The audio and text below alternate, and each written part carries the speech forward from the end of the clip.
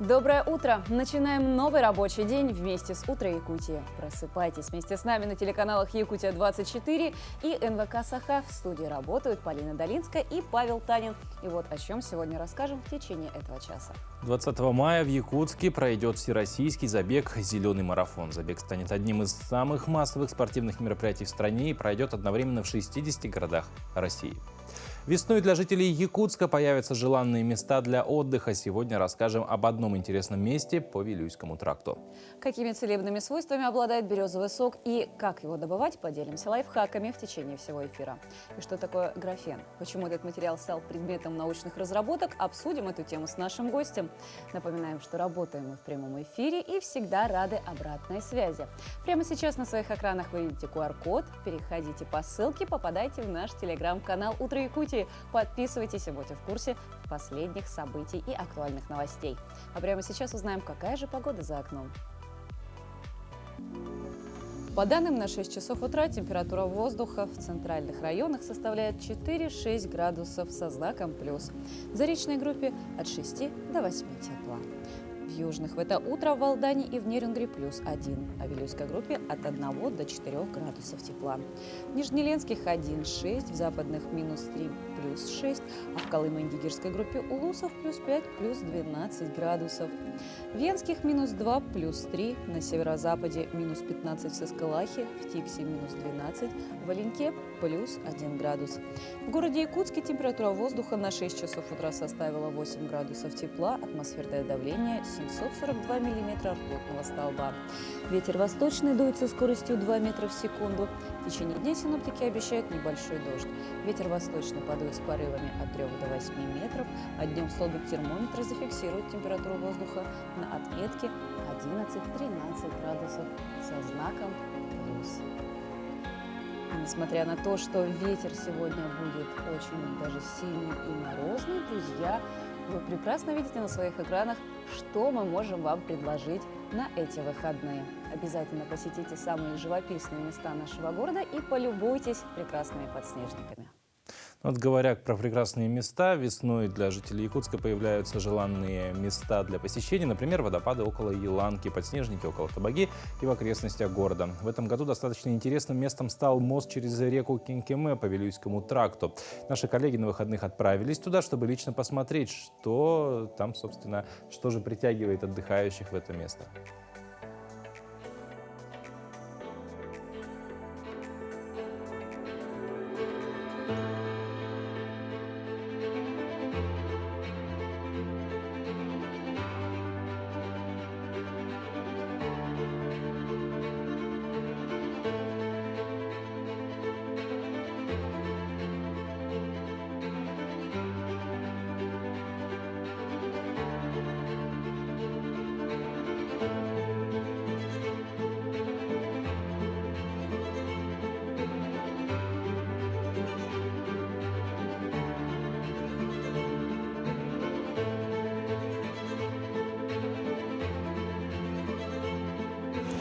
Доброе утро, друзья! Я думаю, что после такой затяжной зимы многие горожане выезжают на природу. И одно из таких мест притяжения, можно сказать, ежегодно и каждую весну является река Кинкеме. Но в этом году она просто превзошла все, можно сказать, ожидания. Разлилась вот таким вот образом. Сейчас я нахожусь около моста. Мост, и вот вы видите, какой достаточно высокий уровень воды. Ну и горожане приезжают, также отдыхают здесь, наслаждаются природой. И вот здесь вот можете слышать прямо такой шум потока воды. Вода в реке разлилась. Если мы привыкли, что река Кинкеме, допустим, в летний период, она достаточно такая узкая река, да, то сейчас, можно сказать, это прям такая полноводный поток, который обусловлен аномальным количеством снега, которое выпало за эту зиму.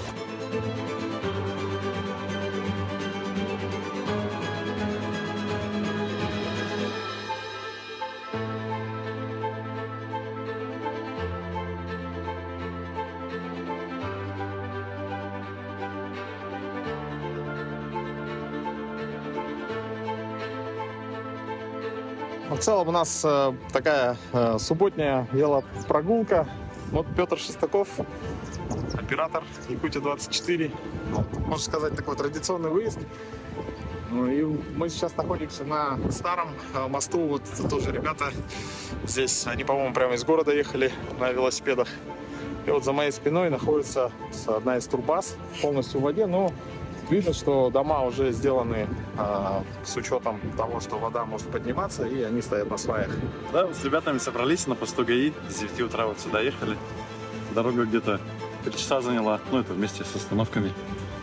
Прогуляться вот решили с друзьями, посмотреть на историческое событие, можно сказать. Впервые такой, да, получается? Ну, я не знаю, говорят, 15 лет назад такое было в последний раз. А, да? Старожилы, да, ребята? Видимо, да. Ага. Вот я не знаю, не застал этот момент. А в целом впечатление какое? Погода шикарная.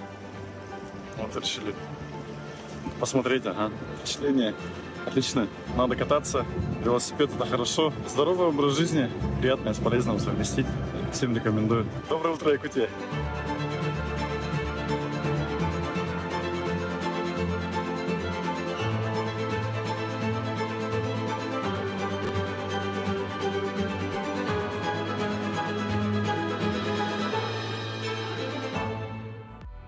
Я смотрю на эти кадры, и я буквально не верю о том, что 2,5 назад я находилась и на этом мосту, и в районе, где должна была быть река. Реки я не нашла. Снега было по колено, ноги были мокрые. Возможно, просто была не там, что только что было показано. Нет, именно там я и была, но, вы знаете, погода в нашей республике меняется просто ежечасно. И с каждым днем весну мы чувствуем все больше, а где весна, там и лето, и скоро все будет очень зелено и красиво. И что как раз о зелени, то вот 20 июня в Якутске Сбербанк проведет всероссийский забег «Зеленый марафон». Забег станет одним из самых массовых спортивных мероприятий в стране и пройдет одновременно в 60 городах России. О том, как он будет проходить в Якутске, и кто может принять в нем участие, какая программа ждет гостей мероприятия, нам расскажут наши гости. А в студии у нас заместитель управляющего Якутским отделением Сбербанка Екатерина Владимировна Болотникова и Владимир Михайлович Камышев. Доброе утро. Я тебя немножко поправлю. 20 мая это состоится, а не июня. То есть буквально уже то в эту есть еще субботу. ближе. Уже вот совсем. Вот нет, выйдем, побежим. Расскажите, пожалуйста, ну вообще забегов сейчас очень много в республике проходит. В принципе, легкоатлетов очень много в нашем регионе. Такой, можно сказать, легкоатлетическая республика. Чем зеленый марафон будет отличаться от всех остальных забегов? Доброе утро еще раз. Зеленый марафон проводится в один день 20 мая в 60 городах. Вы совершенно правильно сказали. Это такая общероссийская наша акция. В этом году зеленый марафон у нас насыщен. Он будет отличаться огромным семейным праздником, ну таким вот насыщенными мероприятиями для всей семьи.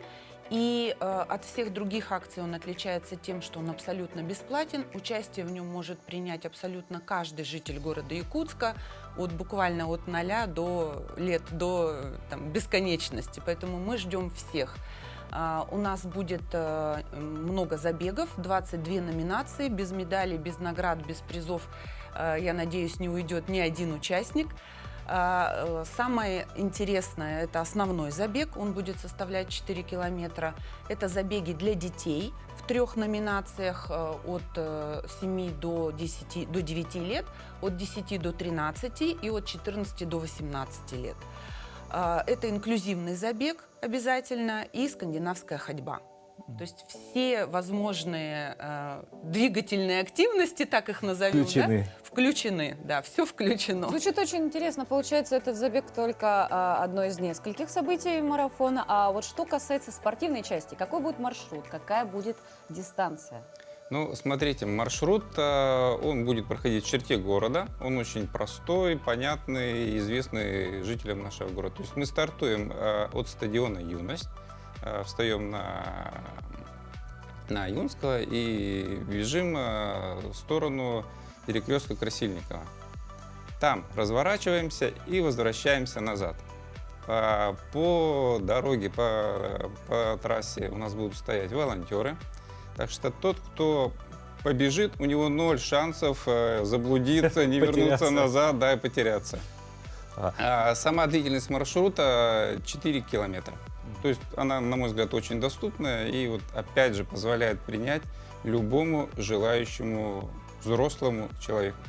Ну, то есть, как бы, уже вот, судя по дистанции, это все-таки такой любительский забег, чтобы максимально людей именно к бегу привлечь. Это да. масс-старт абсолютно бесплатный. Мгм. Ну вот вы сказали, что без медалей, возможно, призов никто не уйдет, а что-то, вот есть какие-то призы все-таки, ну, как правило, забег, даже если вот такого формата предполагается, кто-то быстрее всех пробежал, но Кто-то людям нужно первее прибежит. соревнования. Да. Да, безусловно, у нас такой большой комплект наград предусмотрен, 66 наград в 22 номинациях, то есть с 1 по 3 место это обязательно награды в виде медалей, кубки, сертификаты в спортивные магазины на достаточно хорошие суммы, приличные, можно потом себя порадовать, да, можно себя наградить. Обязательно с нами принимают участие наши партнеры, и они также предоставляют свои подарки, поэтому подарки, призы, поэтому ну вот хорошее настроение, да, и какие-то такие мотивирующие себя на достижение дальнейших успехов в спорте награды будут обязательно, да. А вот расскажите о партнерах марафона и кто вас поддержал в Якутске. Ну, прежде всего, я хочу выразить благодарность всем партнерам, кто нас поддержал в этом мероприятии. В первую очередь, это Северо-Восточный федеральный университет, наш партнер с самого первого зеленого марафона. Мы проводим все это на площадке Северо-Восточного федерального университета. Они предоставили нам также полностью судейскую бригаду, и более 500 студентов уже зарегистрировались на зеленый марафон, поэтому мы надеемся, что прям массовое мероприятие будет. Конечно, огромная благодарность Якутскому гормолзаводу. Они обеспечивают нас водой, красивыми корзинами для призов для тех, кто выиграет. Кроме того, с нами мясоперерабатывающая компания «Хатуаз», группа компаний «Скиф», «Золотник», магазин «Go Green», эко-магазин «Go Green», и масса других партнеров, которым я еще раз выражаю огромную благодарность за то, что вы участвуете с нами, за то, что вы нас поддерживаете, за то, что вы продвигаете бег в Якутске. Большое спасибо. Благодарим вас за то, что в это утро вы рассказали нам о таком масштабном и интересном событии не только в нашей стране, но и в нашей республике. А мы напоминаем нашим телезрителям, что 20 мая в городе Якутске пройдет зеленый марафон, всероссийский забег. Обязательно принимайте самое активное участие. Ну а прямо сейчас короткая пауза, после которой вернемся.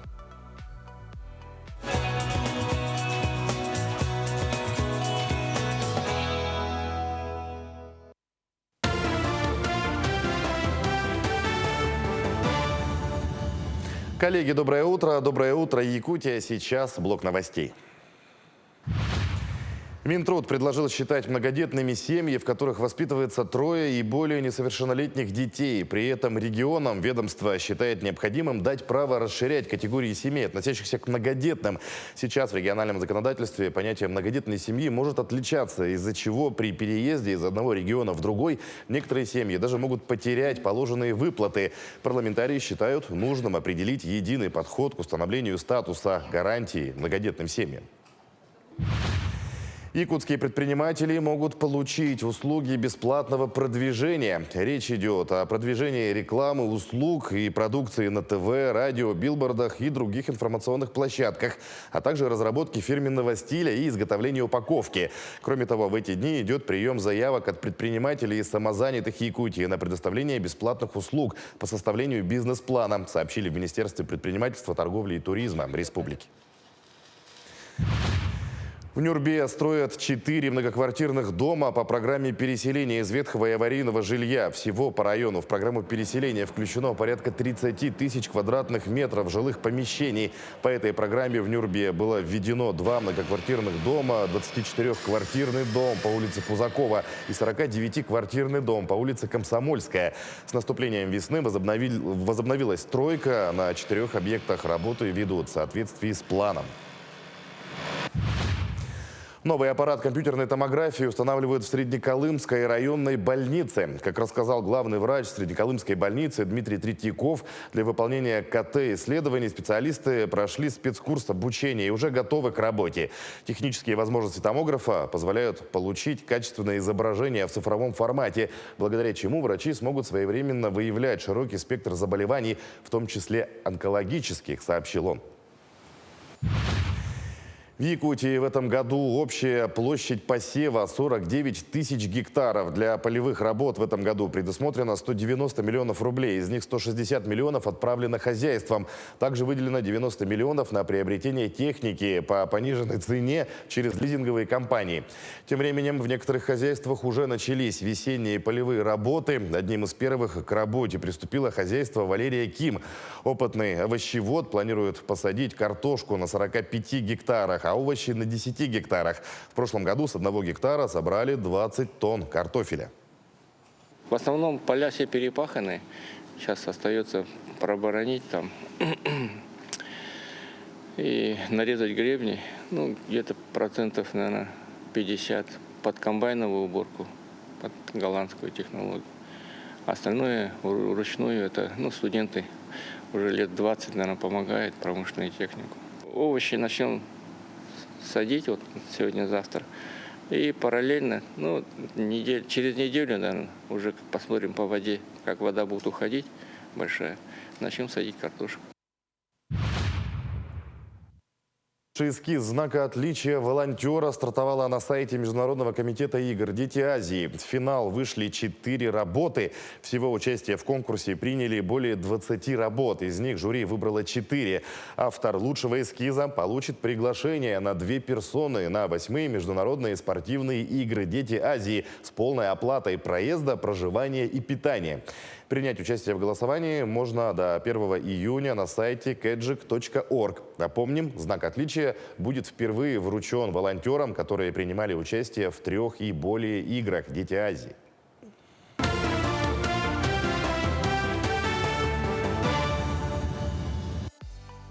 На календаре 17 мая, и сегодня отмечается Всемирный день электросвязи и информационного общества.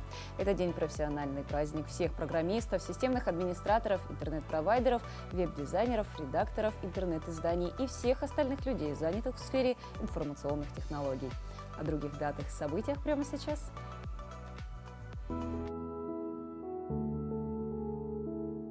Сегодня, 17 мая, Всемирный день электросвязи и информационного общества – один из праздников ООН.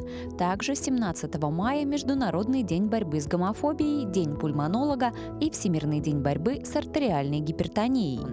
По народному календарю сильный и частый дождь в этот день предвещает хороший обильный урожай. Если сегодня солнце бледное, то плохая погода простоит долго. 17 мая 1727 года на русский престол вступил 11-летний Петр II, малолетний внук Петра I. Петр Алексеевич – последний представитель дома Романовых по прямой мужской линии. 17 мая 1801 года в Санкт-Петербурге торжественно открыли памятник великому полководцу Александру Суворову. В 1861 году в этот день впервые была публично продемонстрирована цветная фотография, сделанная по методу физика Джеймса Максвелла. 17 мая 1988 года на территории Московского Кремля найден большой кремлевский клад, более 300 предметов.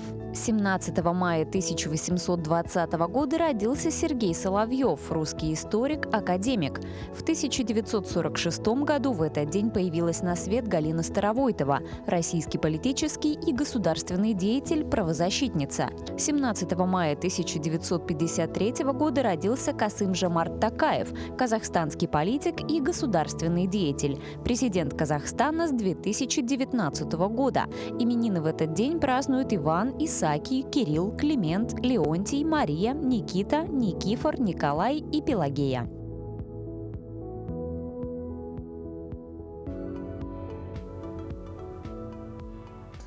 Что ж, утро в самом разгаре, середина недели при этом всем. И середина недели всегда такой переломный момент, потому что вроде бы уже половина пройдена, а вроде бы еще столько же ждать выходных. Ну, это вот мы люди, мы слишком всегда озадачиваемся. Другое дело, животные, и что самое интересное, животные не только не озадачиваются, они и нам дарят такие позитивные эмоции, когда мы вроде забываем про все проблемы, просто смотрим и умиляемся им. Вот, например, прекрасные кадры мы вам демонстрируем, можем вместе посмотреть, поумиляться и настроиться на позитивный лад сегодняшнего дня.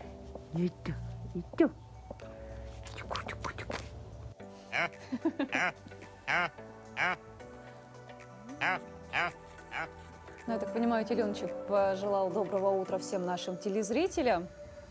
Именно так, потому что я в свое Уточка время... готовится завтракать, и судя по тому, как миска с кормом стояла у нее на спине, она немножечко не до конца проснулась.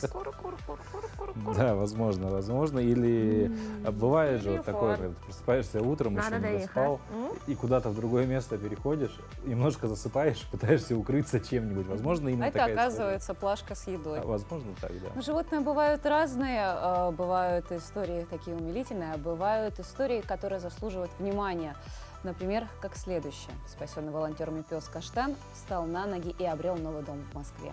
Энергичный и жизнерадостный пес Каштан отличается от других собак разве что повязкой на передней лапе. Это единственное напоминание о пережитой 1,5 года назад аварии. Об удивительной истории спасения расскажет Дмитрий Тамыров. Энергичный и жизнерадостный пес Каштан отличается от других собак разве что повязкой на передней лапе, единственным напоминанием о пережитой 1,5 года назад аварии, в результате которой у животного были сломаны передние конечности. С собакой девушка познакомилась на московской выставке животных «Юна». Матвеева хотела взять кота, но увидела каштанчика. В тот день пес обрел не только любящую семью, но и друга, так как у Анастасии есть еще одна собака. Животные сначала боролись за лидерство, но спустя какое-то время подружились и даже установили ментальную связь. Пару раз ругались, ворчали, выясняли, кто из них главный в доме. Но со временем это все улеглось, и они теперь полностью синхронизировались, у них ментальная связь. И они теперь два брата-акробаты.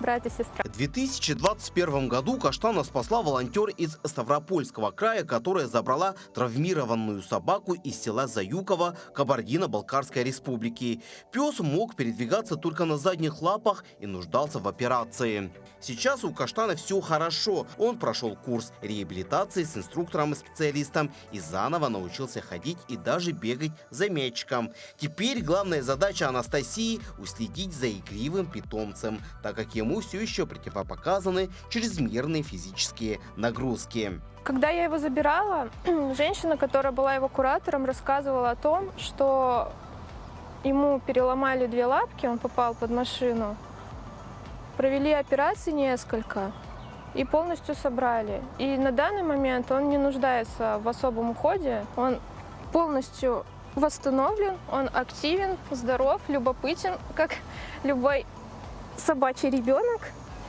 Анастасия призналась, что сейчас не представляет свою жизнь без Каштана, потому что это подарок судьбы.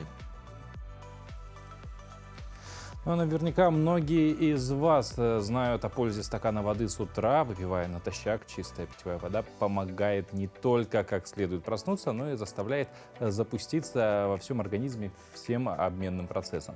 Но знаете ли вы, какой напиток, кроме воды, обладает еще большими полезными свойствами, чем обычная вода?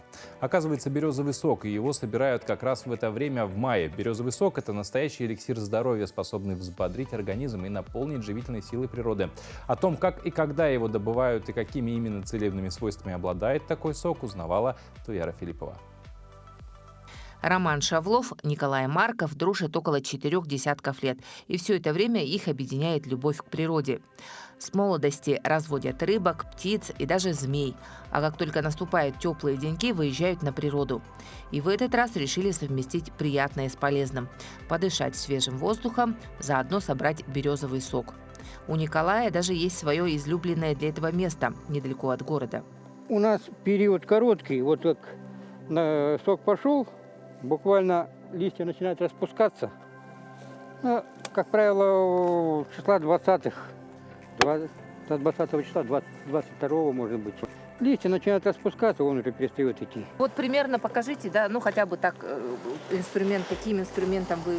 Ну, можно вот шилом, раньше просто шилом так вот где-то проковыряешь и тонкую трубочку такую без этого вставляешь. Опытный натуралист знает, какие березки дают больше сока и определяет их на глаз. При этом советует дырочки делать исключительно тонким шилом, либо сверлом, и ни в коем случае топором. После окончания сбора сока отверстие надо смазать воском, садовым варом, мхом, либо просто вставить веточку подходящего диаметра. Ценный полезными свойствами продукт березовый сок лучше употреблять сразу, либо в течение 2 суток, так как он начинает потом бродить и польза теряется. Пробуйте. Там сейчас. Он чуть-чуть сластится, так как вода, в принципе. Как вода, такая Да, немножко послащенная, но не сильно сладкая, чуть-чуть такой есть. Просто люди у нас, когда привыкли, которые в магазинах когда продают 3-литровых, лимонная кислота, там все эти вот посластители, он кисло-сладкий получается. Они думают, что он в лесу должен быть такой. Березовый сок следует употреблять, чтобы восстановить силы организма, особенно после долгой зимы, когда иммунитет снижен. Он прекрасно справляется с весенней депрессией, усталостью, повышает гемоглобин, а фитонциды, содержащиеся в нем, убивают бактерии и защищают от вирусных инфекций. Полезен не только сок березы. Чага или березовый гриб, береста, из которой готовят деготь, тоже чрезвычайно полезные продукты. Неприятная такая по запаху мазь вишневского, которая помогает бороться с фурункулами, например, или с какими-то гнойными ранами, как раз делается, вот в состав входит деготь. А деготь добывали из березы еще спокон веков, и он тоже лекарственным средством служил. Месяц май – пора, когда природа просыпается. И помимо березового сока, бересты, скоро можно будет собирать и другие лекарственные травы и растения. Главное, бережно и с любовью относиться к природе и брать только то, что нужно. И она ответит тем же. Туяра Филиппова, Виктор Дичковский, Якутск.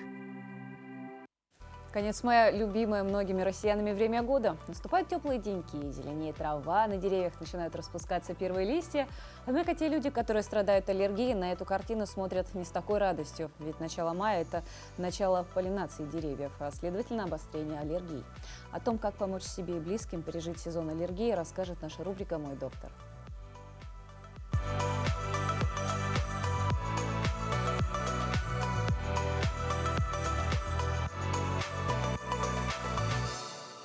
Доброе утро! Аллергики страдают не только от цветений, но и от перекрестной аллергии на продукты. Это состояние, при котором иммунная система человека одинаково враждебно воспринимает аллергены и в воздухе, и в продуктах питания. Однако она вызывает не только отек слизистой и конъюнктивит, как при обычном полинозе, но и неприятные ощущения во рту и гортани, а иногда и зуд в ушах. Такая реакция на еду может возникать как в период цветения, так и на протяжении всего года. Как правило, это связано со схожим набором аминокислот у разных аллергенов. Например, они идентичны у пыльцы березы и у яблока. У кого могут возникнуть перекрестные реакции? Чаще всего такое случается с аллергиками, которые больше остальных страдают от аллергии на пыльцу, особенно на березу. Это опасно, если ничего не предпринимать. Симптомы могут быть настолько сильными, что распространяются на другие органы. В худшем случае аллергия может привести к анафилактическому шоку, смертельно опасному отеку гортани. Однако это случается крайне редко. Сначала необходимо выяснить, на что у вас аллергия, и исключить этот продукт. Например, 70% людей с непереносимостью березовой пыльцы реагируют также на орехи, киви, сырую морковь, яблоки и груши. Для этого следует сделать пробу пирки на чувствительность к сырым фруктам и овощам, а также сделать специальный анализ крови на иммуноглобулин Е. Что исключить из рациона? Это зависит от аллергена, который провоцирует симптомы. Если вы реагируете на пыльцу березы, ольхи и орешника, придется убрать из своего меню яблоки, груши, вишню, черешню, сливы, чернослив, абрикос, курагу, клубнику. При аллергии на пыльцу луговых трав нужно исключить злаковые, кофе, какао, мед. При аллергии на пыльцу сорняков откажитесь от меда, дыни, арбуза, семян халвы, подсолнечного масла, горчицы, майонеза, кабачков и баклажанов. А что же можно есть? Те же продукты, но только после обработки. Как правило, аллергики хорошо переносят вареные, консервированные, маринованные, а также очищенные от кожуры фрукты и овощи.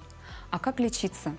Принимать антигистаминные препараты, которые подберет врач, и соблюдать диету. Будьте здоровы!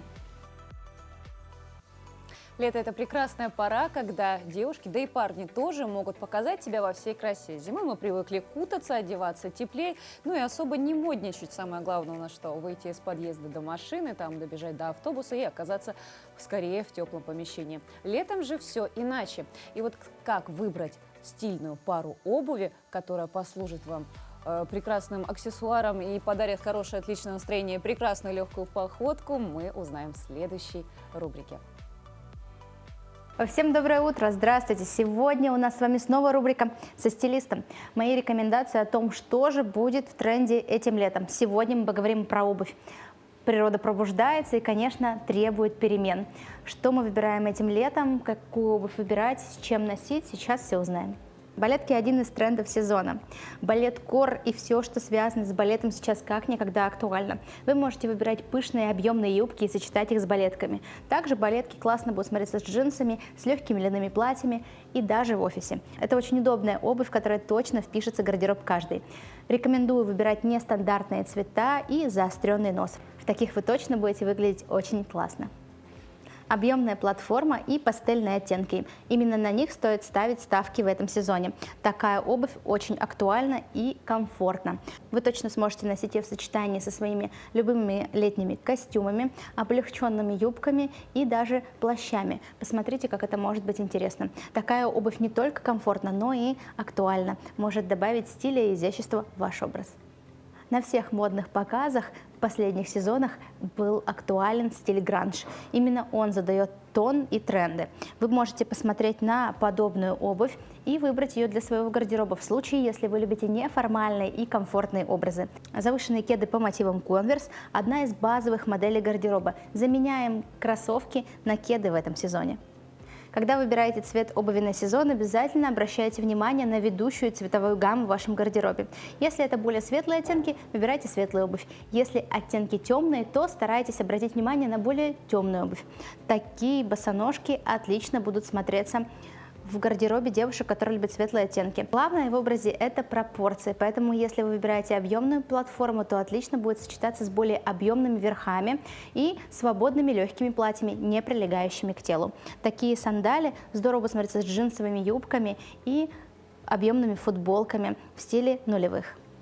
Одним из трендов сезона являются коры.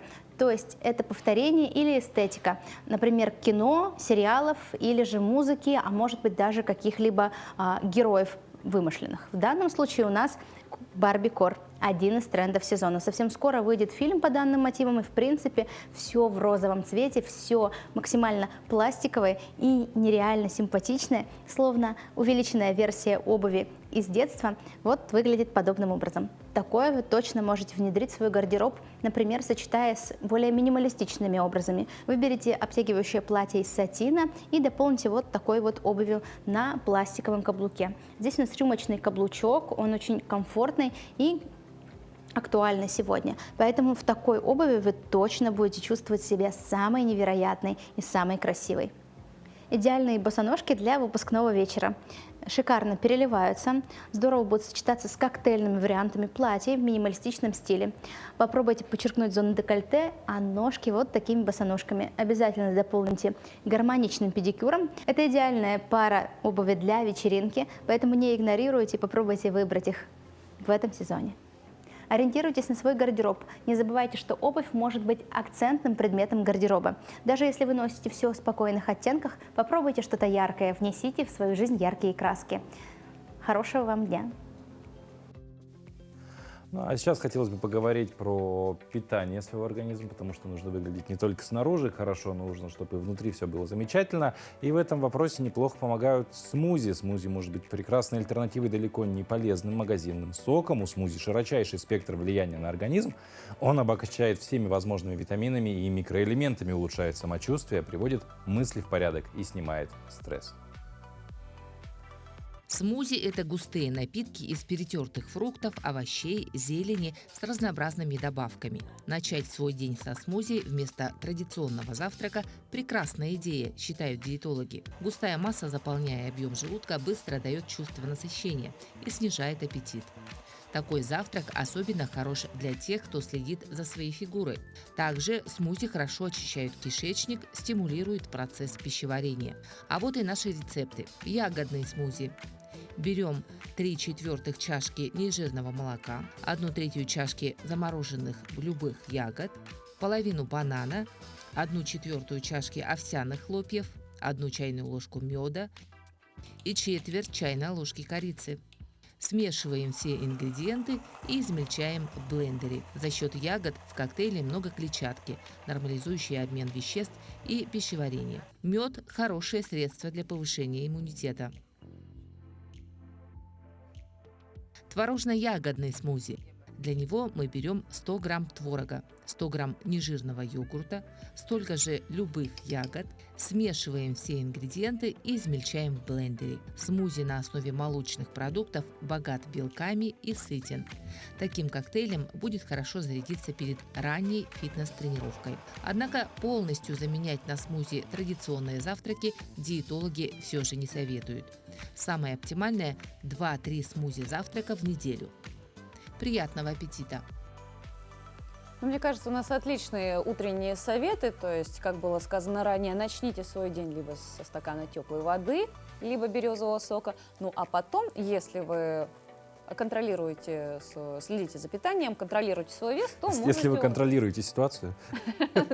То попробуйте на завтрак выпить вот такой вот вкусный и витаминный смузи. Мне кажется, это будет и настроение в течение всего дня хорошее, и организм потом ответит вам с благодарностью. А я вот сколько смузи не пытался пить, мне вот почему-то не нравится. Вкус хороший, а вот текстура и фактура самого продукта поглощаемого. Тогда тебе можно пить смузи из березовых почек.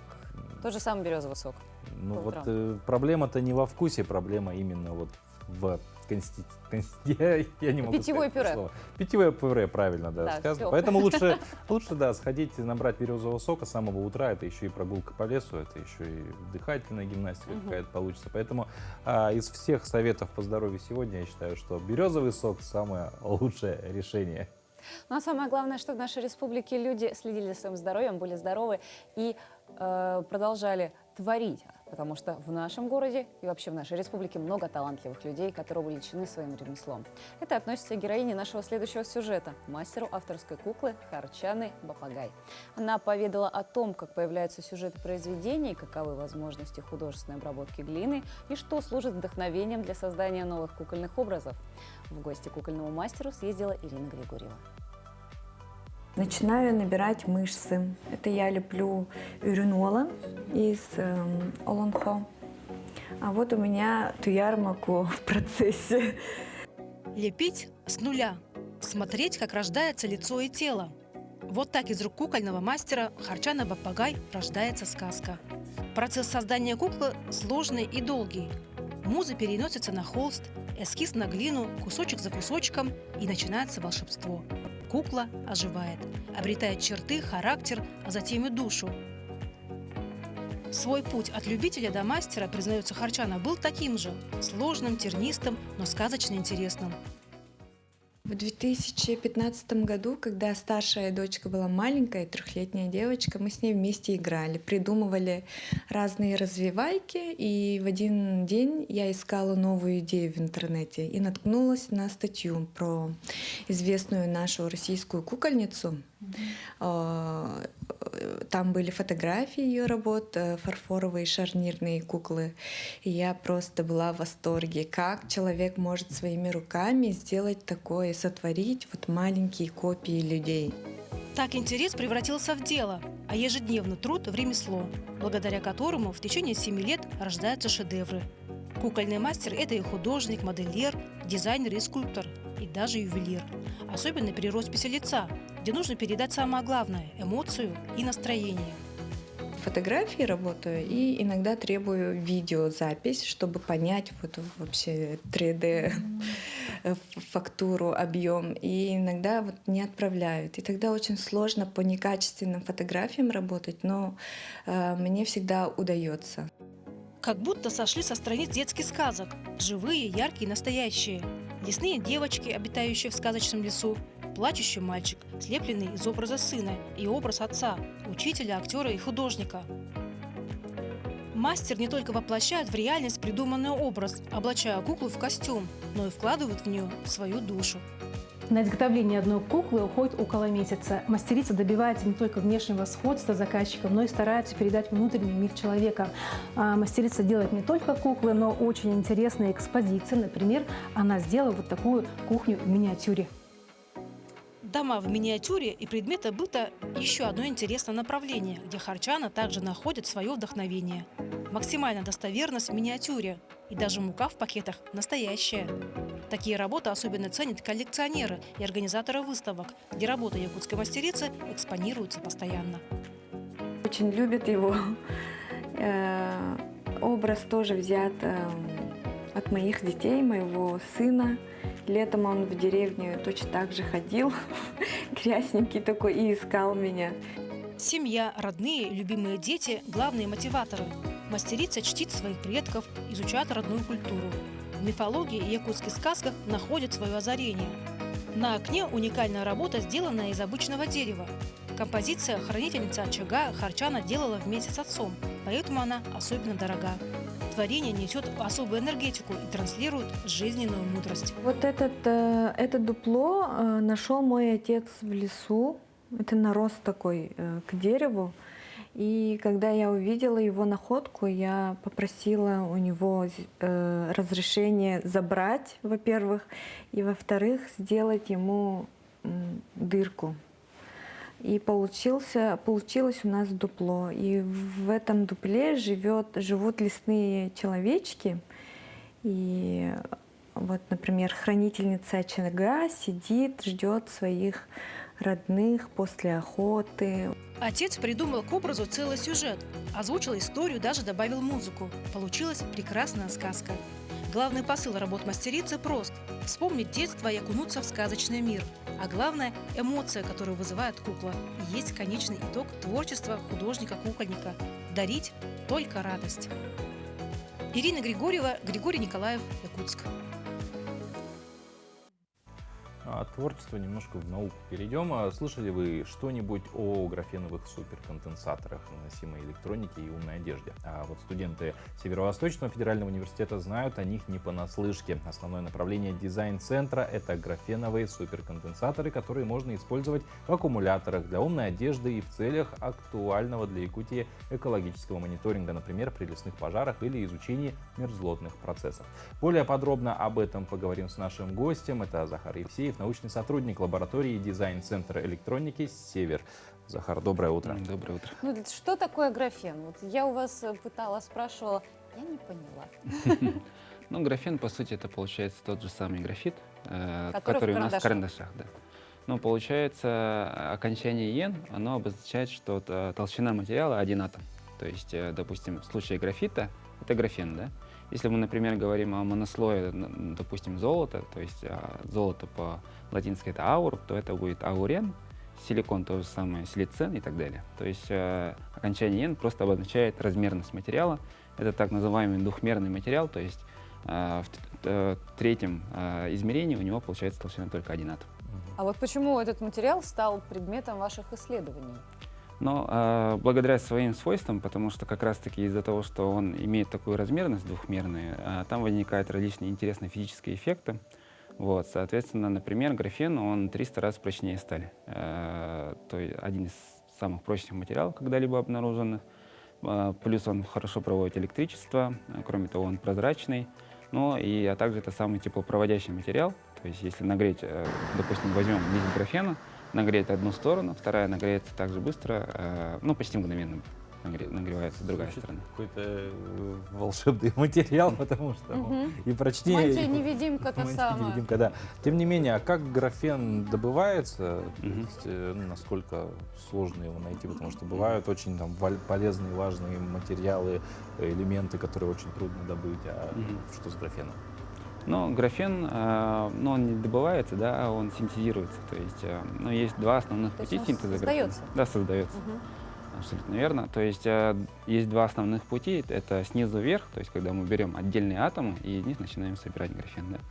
И есть путь сверху вниз, когда мы берем большой кусок графита и начинаем его разлагать. Вот, соответственно, так как нам нужно получить одномерный материал, то есть лист толщиной 1 атом, один из самых, наверное, простых и наиболее качественных способов — это снизу вверх. Но, к сожалению, он дорогой.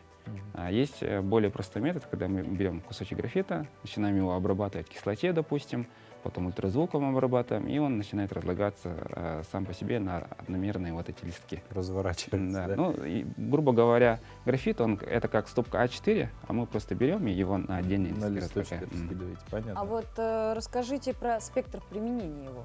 Но спектр применения очень широкий, на самом деле. Тут мы, как бы, человечество ограничено лишь фантазией. Ну, про основные свойства я уже проговаривал. То есть, если мы говорим об электропроводности, то это уже как бы электроника, соответственно. Есть такое понятие, как подвижность носителя заряда, которое определяет быстродействие вот электронных устройств на основе материалов. Вот. У графена, ну, теоретическая это подвижность, это бесконечность. То есть, это высокочастотные приборы, связь с дальним космосом и так далее.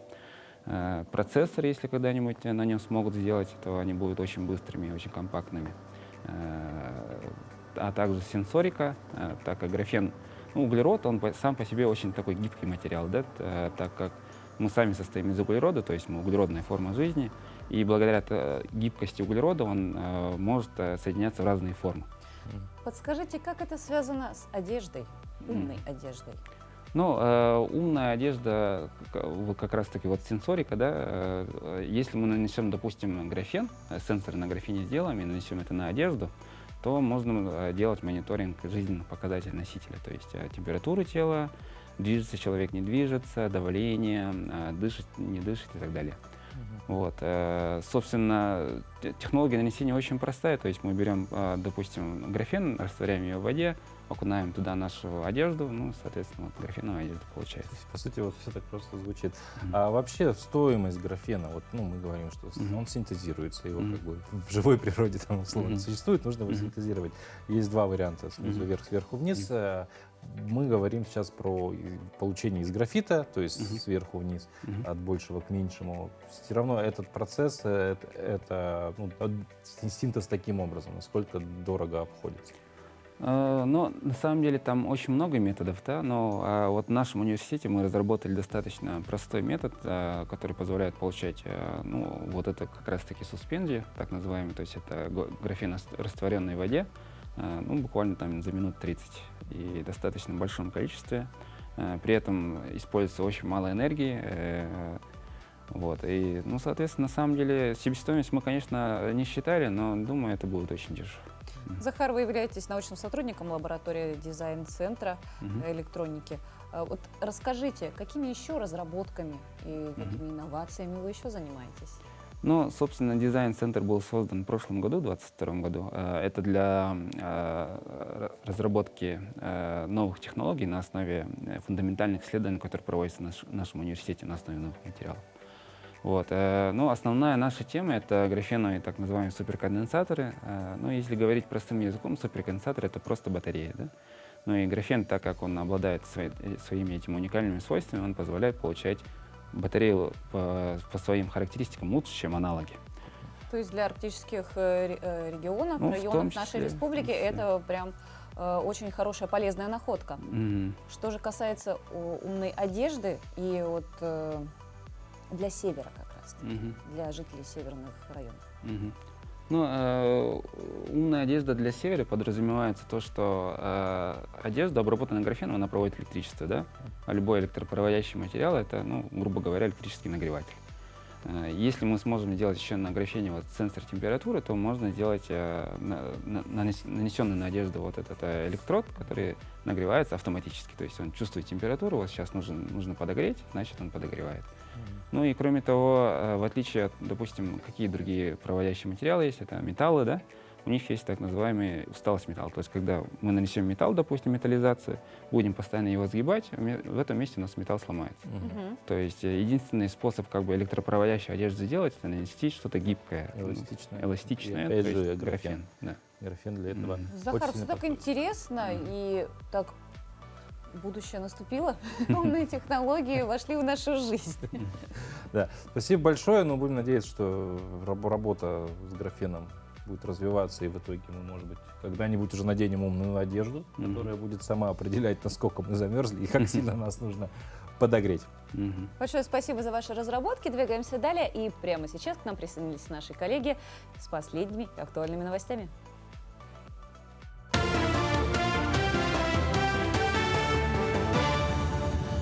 Якутия, доброе утро. Предлагаем блок новостей.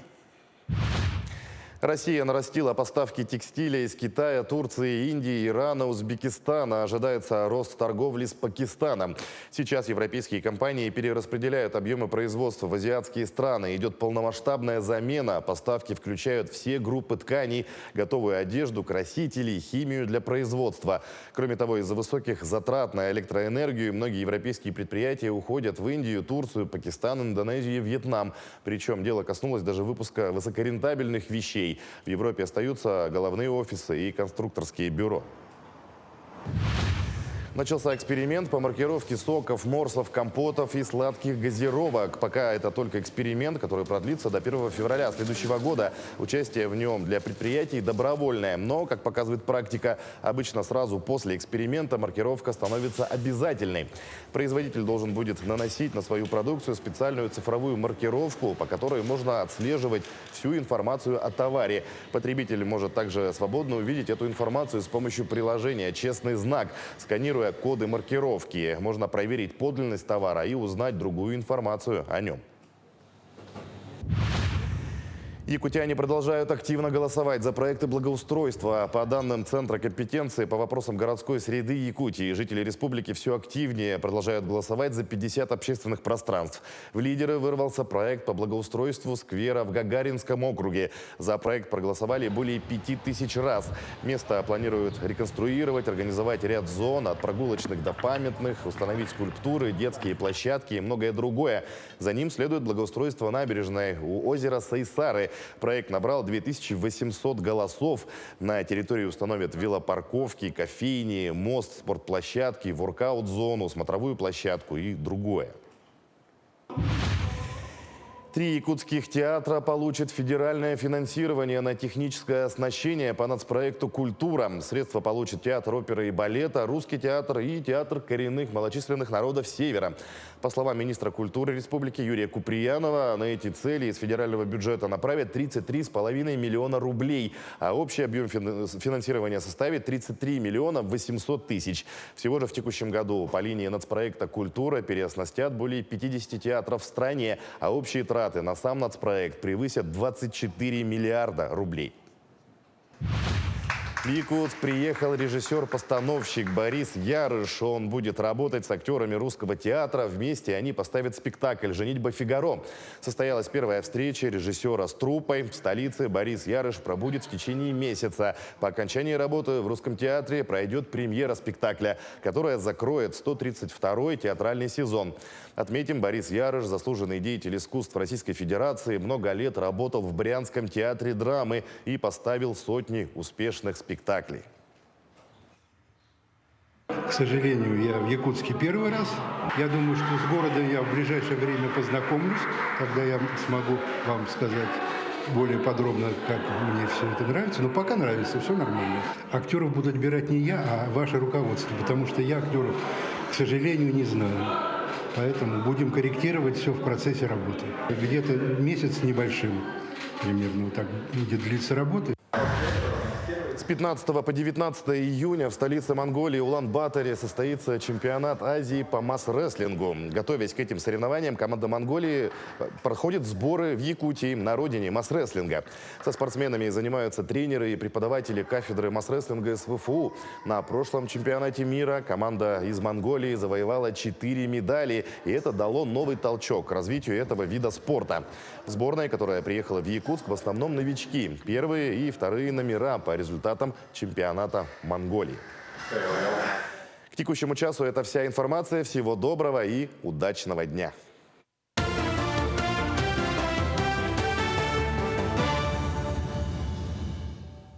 И завершим наш эфир спортом. В Мирном завершился открытый турнир района по хоккею с шайбой среди ветеранов. Давайте посмотрим, как это было. На ледовой арене спортивного комплекса «Кимберлит» завершился хоккейный турнир среди любительских команд ветеранов старше 40 лет. В соревнованиях, длившихся 2 дня, приняли участие команды из Мирного и Ленска. Я пришел поболеть за мирнинскую команду. У меня на воротах стоит Женя Бугашев. Играет в этой же команде Косовец Георгий. Люблю хоккей, болею за нашу команду. Вот мой родственник Игорь Крюков. Всем передаю привет и приглашаю всех болельщиков хоккея поприсутствовать, чтобы здесь в Мирном больше развивался хоккей и тому подобное. Команды играли по круговой системе. В ходе жаркой борьбы мирнинцы взяли кубок турнира. Серебро у ленчан и замкнули тройку медведи. Лучшим вратарем признан Бугашеев Евгений, глава Мирнинского района от имени Вячеслава Штырова вручил ему вратарскую клюшку. Ну а лучшим игроком стал Косовец Георгий из Мирного. Ветеранские турниры, они всегда влияют на развитие хоккея. Чем больше родителей, чем больше родителей участвуют в турнирах, тем больше молодых людей привлекают. У нас у ветеранов проходят тренировки 3 раза в неделю. Мы занимаемся по 1,5 часа. Все хоккеисты-ветераны получили еще колоссальный заряд энергии и положительных эмоций от общения на льду с единомышленниками и такими же любителями хоккея с шайбой. Анна Васильева, Мирный. Наш эфир подошел к концу, друзья. Отличной вам среды и увидимся завтра утром.